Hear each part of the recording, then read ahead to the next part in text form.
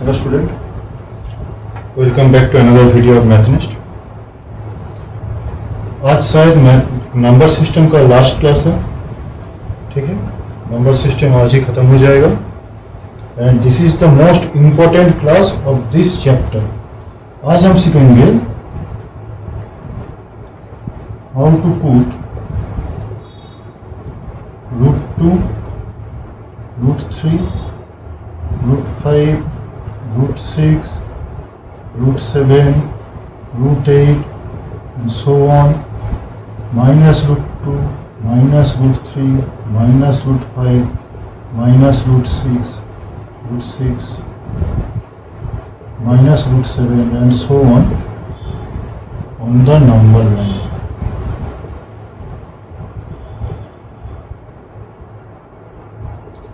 This is the most important chapter, most important part of this chapter, ठीक है। ये exam में एक आएगा ही आएगा। अब इसका कॉन्सेप्ट तो इजी है, बट इसको ड्रॉ करने के कुछ टिप्स एंड ट्रिक्स है, वो तुम्हें याद रखना जरूरी है ताकि तुम्हारा ड्राइंग आसान हो, क्लियर हो, सारे को समझ आ सके जो तुम्हारा कॉपी चेक करेंगे, ठीक है। तो ध्यान से देखना और पूरा कॉन्सेप्ट क्लियर कर देना। बोर्ड में ये दिखाना थोड़ा मुश्किल है क्योंकि तुम लोग अपने कॉपी में करोगे, तो मैं अपने कॉपी में तुम्हें ले जाऊंगा और तुम्हें ठीक से तुम जैसे करोगे वैसे ही समझाऊंगा तुम कैसे करोगे। उससे पहले मैं कुछ कॉन्सेप्ट समझा देता हूं बोर्ड पे, ठीक है। ध्यान से देखना।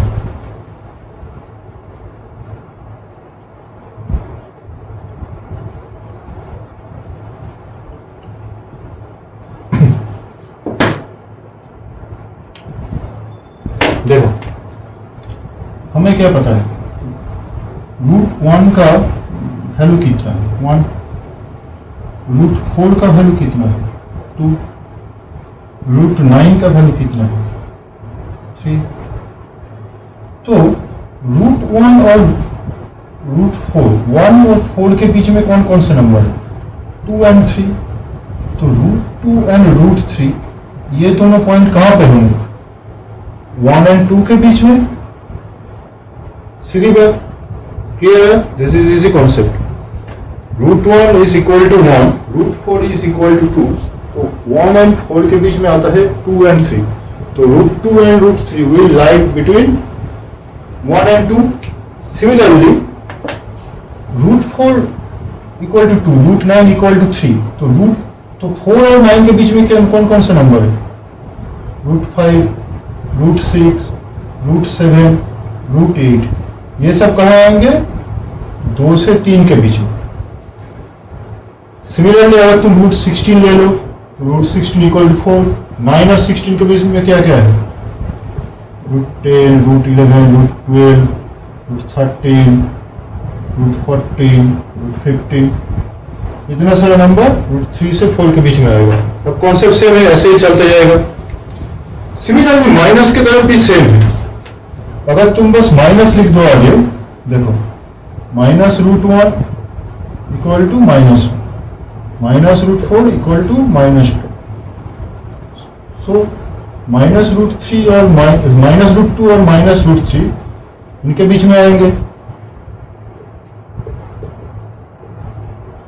-√5, -√6, -√7, -√8 इनके बीच में आएंगे।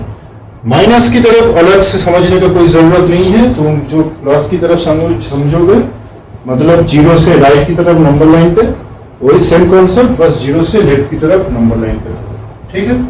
Concept is same, nothing different, easy process. This is easy, the thing is easy, but you have to concentrate and learn it correctly ताकि तुम ठीक से कॉपी में कर सको, ठीक है। ये ध्यान से देख लो, इसे समझ लो। अब हम चलते हैं अपने कॉपी पर, ओके।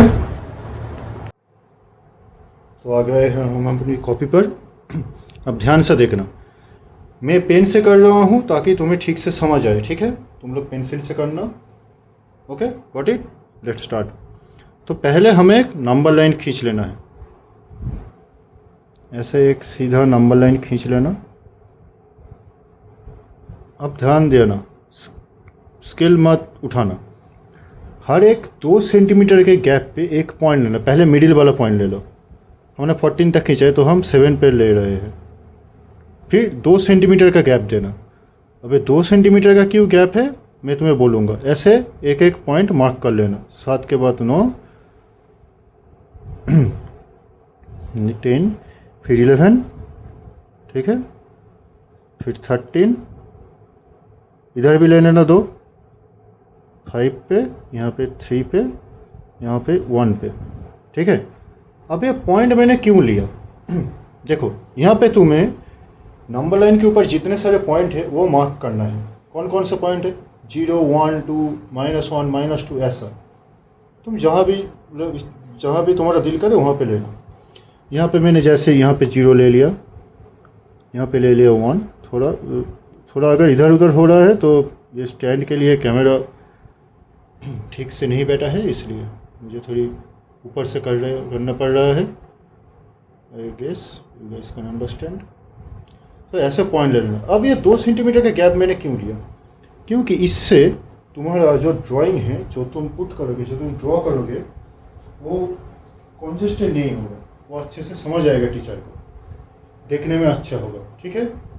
और जो तुम ड्राइंग करोगे वो तुम अगर तुम्हारे स्केल में 1 इंची का गैप है, यहाँ पे इंची का गैप नहीं है, तुम लोग स्केल में देख सकते हो। इस तरफ भी सेंटीमीटर है और इस तरफ भी सेंटीमीटर है, इसलिए मैंने नहीं लिया, ठीक है, समझ आया। तो तुम लोग इंची के 1 इंच भी गैप ले सकते हो, या तो 2 सेंटीमीटर लेना। अब क्या करना पड़ेगा, ध्यान से देखो। अब हमें पहले मैं √2 पुट कर रहा हूँ, पुटिंग √2, ठीक है, √2 and √3 on the number line.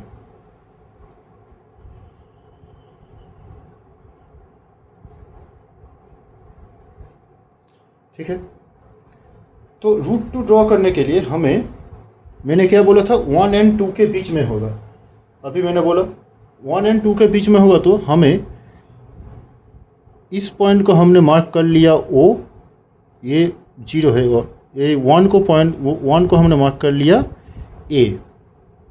हम 1 पे एक सेम डिस्टेंस, सेम लेंथ का एक परपेंडिकुलर ड्रॉ करेंगे।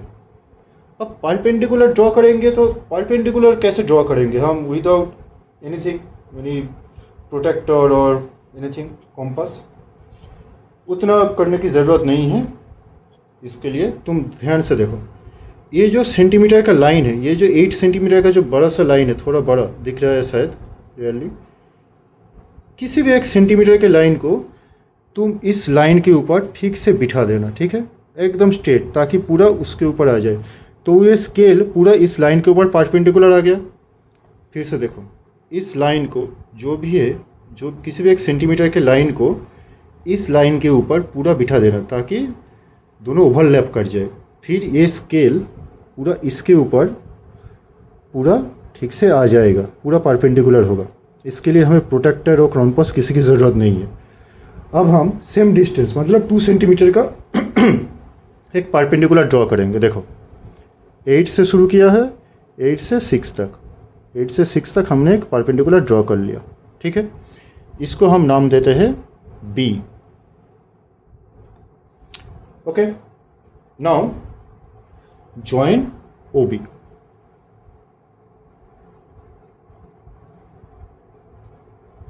ओके, अब थोड़ा सा कॉन्सेप्ट समझ लो, इससे क्या होगा,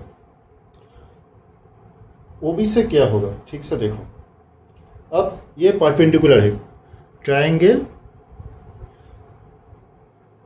angle OAB equal to 90 degree.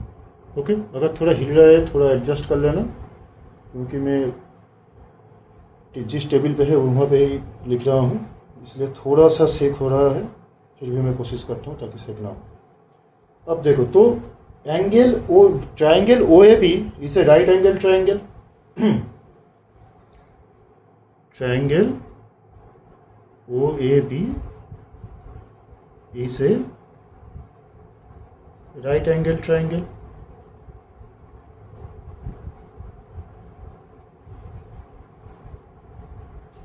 तो अब हम राइट एंगल ट्रायंगल की प्रॉपर्टी क्या है, राइट एंगल ट्रायंगल की प्रॉपर्टी है height square plus base square equal to hypotenuse square, right.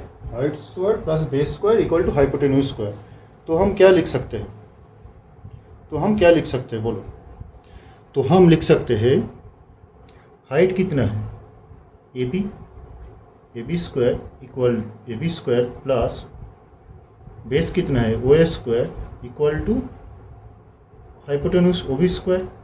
Right angle triangle का प्रॉपर्टी है ये बाय पाइथागोरियन थ्योरम, राइट। तो अब हम क्या कर सकते हैं, ए बी का वैल्यू कितना है, ए बी का वैल्यू है ए बी इक्वल टू, अब हम यहाँ पे 2 सेंटीमीटर नहीं लिखेंगे, यहाँ पे हम लिखेंगे 1 यूनिट। अब तुम 2 सेंटीमीटर लो या जितना भी सेंटीमीटर लो, 1 यूनिट तुम आराम से लिख सकते हो, ठीक है। ओ ए का वैल्यू कितना है, ओ ए को हमने भी लिया था 2 सेंटीमीटर, तो ए भी हो गया 1 यूनिट, राइट। थोड़ा सा नीचे कर लेता हूँ ताकि तुम्हें दिख सके पूरा। तो O B square equal to क्या होगा, 1 square plus 1 square equal to 1 plus 1 equal to 2।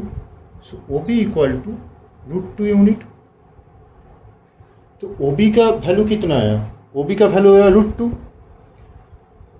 तो ओ बी अगर √2 है, तो अगर हम इसको रेडियस लेकर एक आर्क ड्रॉ करें तो उसका रेडियस कितना होगा, √2। एक सर्कल ड्रॉ करें, उसका रेडियस भी √2 होगा। तो अगर वो आर्क, ध्यान से देखो अब क्या करेंगे, अब हम ओ बी रेडियस लेकर और ओ को सेंटर लेकर एक सर्कल ड्रॉ करेंगे। ओ बी को रेडियस लिया मैंने, ओ बी √2 है, और ओ को सेंटर लिया। अब हम एक आर्क ड्रॉ करेंगे जो नंबर लाइन तक ही खींचेंगे, ज़्यादा नहीं, ठीक है। मैं अपने लेफ्ट हैंड से कर रहा हूँ ताकि मैं ठीक से कर सकूँ, ठीक है। पेंसिल से खींचा है, तुम्हें शायद दिख रहा होगा। तो ये क्या हो, इसको हम नाम देते हैं P। तो OB का वैल्यू कितना है, OB का वैल्यू है √2। तो OB को अगर हम रेडियस ले और उस रेडियस का एक आर्क ड्रॉ करें, तो नंबर लाइन पे जहाँ पे छेद करेगा उसका डिस्टेंस भी O से √2 होगा, क्योंकि O से B का डिस्टेंस है √2 यूनिट। तो P क्या आ गया, P आ गया नंबर लाइन के ऊपर √2 यूनिट, √2 पॉइंट। समझ आया? आई गेस तुम्हें समझ आ रहा होगा। कोई प्रॉब्लम हो तो कमेंट करना, मैं फिर से समझ लूँगा, ठीक है। नाउ टेक, थोड़ा और नीचे कर लूँ ताकि तुम्हें दिख सके।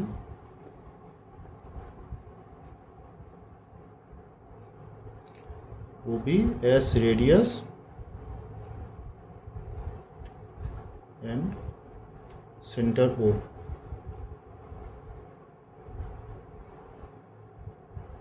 We draw an arc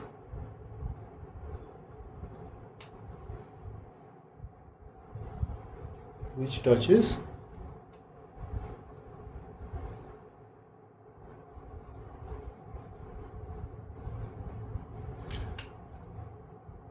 number line at P।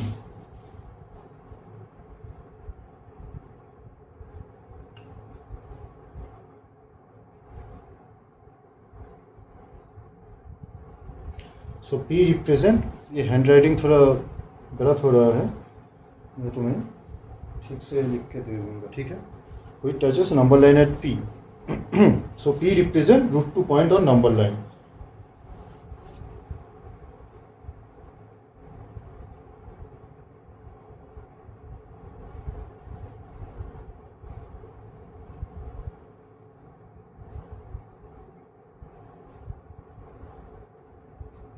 Okay, I guess तुम्हें यहाँ तक समझ आया होगा।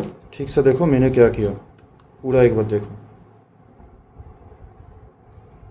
पहले हमने क्या किया, एक नंबर लाइन खींचा, 2 सेंटीमीटर का गैप लिया। 2 सेंटीमीटर का क्यों गैप लिया, ताकि क्लस्टर ना हो जाए, ताकि एक जगह, ताकि कंजेस्टेड ना हो जाए, ड्राइंग साफ रहे। फिर हमने 1 सेंटीमीटर तक 1 सेंटीमीटर के ऊपर 1 सेंटीमीटर का जो पॉइंट है उसके ऊपर एक सेम डिस्टेंस 2 सेंटीमीटर का एक परपेंडिकुलर ड्रॉ किया। परपेंडिकुलर कैसे ड्रॉ किया समझाया मैंने। अब उसको पॉइंट को नाम दिया P, OB को ऐड किया तो OB का वैल्यू कितना है पाइथागोरियन थ्योरम यूज करके √2। तो OB की रेडियस लेकर अगर हम एक सर्कल ड्रॉ करें तो उसका रेडियस भी होगा √2 एंड OR नंबर लाइन को कहाँ पे छेद कर रहा है, नंबर लाइन को छेद कर रहा है पॉइंट P पर। तो point P represent √2 on the number line. ठीक है, समझ आ गया। अब हम करते हैं √3। अब देखो एक चीज मैंने बोला था √2 और √3 एक ही 1 और 2 के बीच में होगा। तो √3 ड्रॉ करने के लिए हमें √2 ड्रॉ करना ही करना पड़ेगा, नहीं तो हम √3 ड्रॉ नहीं कर सकते। ठीक है, तो √2 ऑलरेडी ड्रॉ है हमारा, तो यहाँ पे हम √3 इसके ऊपर ही ड्रॉ करेंगे। कैसे करेंगे फिर से, अब हम OB के ऊपर एक परपेंडिकुलर ड्रॉ करेंगे 2 सेंटीमीटर का सेम डिस्टेंस का। यहाँ पे सेम पॉलिसी, तुम एक सेंटीमीटर लाइन को पूरा इसके ऊपर ओवरलैप करवा देना, नहीं तो ये गलत हो जाएगा। अब यहाँ से 2 सेंटीमीटर डिस्टेंस सेम होना चाहिए लेंथ में 7 से 5 तक ड्रॉ कर लिया परपेंडिकुलर पॉइंट B के ऊपर। नाउ इसको नाम दिया पॉइंट C, इसको मैंने नाम दिया पॉइंट C एंड OC को ऐड कर दिया। ठीक है, OC को मैंने ऐड कर दिया। अब सेम ट्रिक क्या करोगे, तो देखो OC का वैल्यू कितना है। यहाँ पे angle OBC equal to 90 degree, तो यहाँ पे OC होगा परपेंडिकुलर। तो पाइथागोरियन थ्योरम यूज करके हम क्या लिख सकते हैं, पहले मैं ये लिख लेता हूँ, हाँ, फिर तुम लोगों को मैं दिखाता हूँ मैं क्या लिख रहा हूँ। ठीक है, अब हम OC को रेडियस लेके O को सेंटर लेके एक आर्क ड्रॉ करेंगे। ठीक है, मैं तुम्हें दिखाता हूँ। देखो O को सेंटर लेके OC रेडियस लेके एक आर्क ड्रॉ करेंगे जो नंबर लाइन को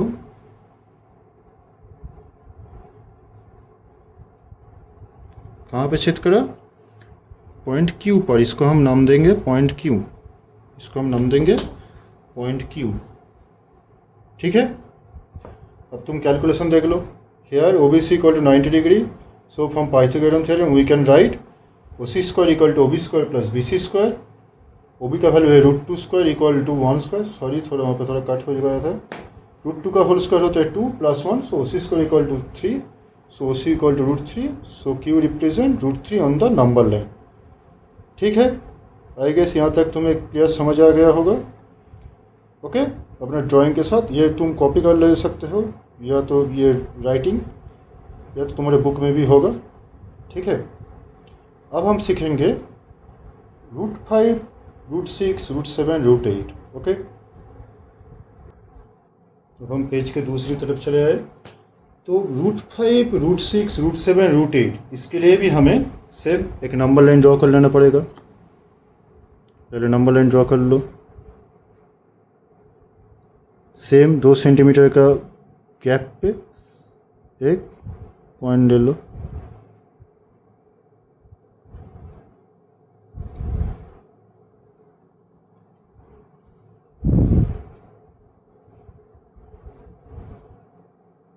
ठीक है, अब तुम इसको भी, मैं इसको दे रहा हूँ, इसको 0, इसको 1, इसको 2, इसको 3, इसको 4, इसको -1, इसको -2।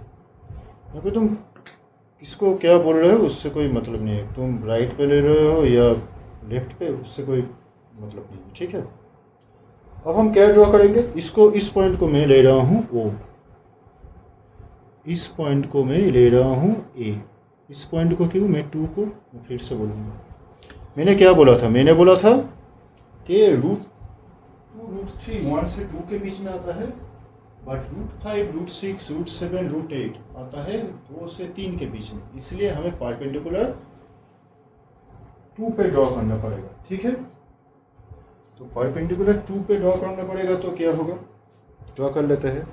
सेम पॉलिसी, किसी भी 1 सेंटीमीटर की लाइन को तुम 2 के ऊपर ठीक से रख देना, ठीक है, पूरा ओवरलैप कर जाए ताकि। अब यहाँ से 2 सेंटीमीटर का डिस्टेंस लेके मैं एक परपेंडिकुलर ड्रॉ कर दिया। अब इन दोनों को मैं ऐड कर दिया।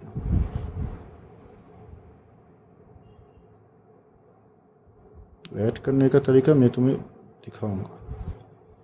ये ले लिया मैंने पॉइंट बी। अब बी का वैल्यू कितना आ गया, हमें बी का वैल्यू निकालना है। तो बी का वैल्यू कितना आएगा, मैं पहले लिख लेता हूँ फिर तुम्हें दिखाता हूँ, ठीक है। अब देखो ठीक से, O A B equal to 90 degree. So from Pythagorean theorem O B square equal to O A square plus A B square. अब ए बी ओ ए का वैल्यू है 2 यूनिट। 2 यूनिट क्यों, क्योंकि हम ओ से 0 से 1 यूनिट ले रहे थे, तो ये डबल हो गया, तो जो 1 यूनिट था वो 2 यूनिट हो जाएगा, 2 units. And A B equal to 1 unit. Okay, so O B square equal to हम क्या लिख सकते हैं, O A square plus A B square equal to 2 square plus 1 square equal to 5। So O B का value क्या आ गया, √5। So point P represent √5 on the number line. तो अब पॉइंट ए मैंने आगे पहले लिख दिया था, हम point P same policy, O B radius लेके, तो हम O B radius and O को सेंटर लेके एक आर्क ड्रॉ करेंगे। O B radius and O को सेंटर लेके एक आर्क ड्रॉ करेंगे जो नंबर लाइन को पी पे छेद करेगा, ठीक है। इसको हम नाम देंगे point P. So point P represent √5 on the number line, ठीक है। अब सेम जैसे कि तुम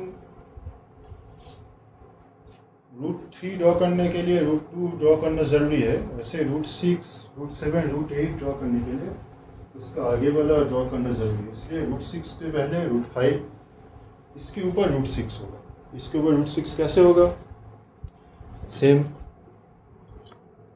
इसके ऊपर एक परपेंडिकुलर ड्रॉ कर लो, गैप सेम लेकर। परपेंडिकुलर कैसे ड्रॉ करते हैं मैंने समझा दिया है, यूजिंग ओनली स्केल।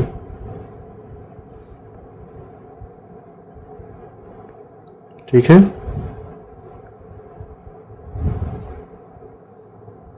तो ओ सी है √6। अब √7, इसके ऊपर एक परपेंडिकुलर ड्रॉ कर लो, मैं बाकी तुम लोग करोगे, हाँ।